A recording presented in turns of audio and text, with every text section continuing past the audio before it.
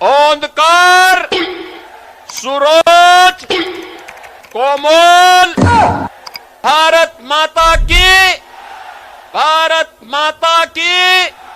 अच्छा,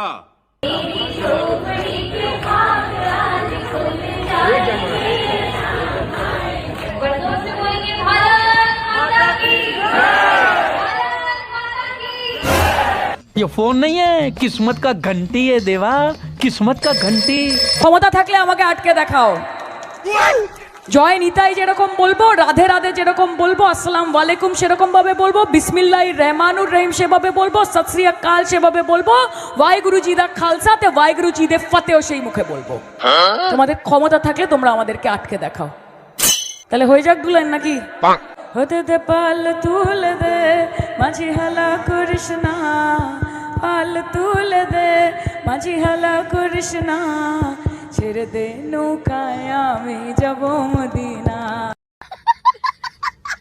ममता जी का कारण आज हम लोग का प्रॉब्लम हो रहा है। त्रिपुरा में हम लोग भारत बांग्लादेश सीमाओं को सील किया, असम में भारत बांग्लादेश सीमाओं को बंद किया, मेघालय में बंद किया, लेकिन पश्चिम बंगाल में जमीन भी नहीं दिया जाते हैं बीएसएफ को फेंसिंग लगाने के लिए। क्यों भाई?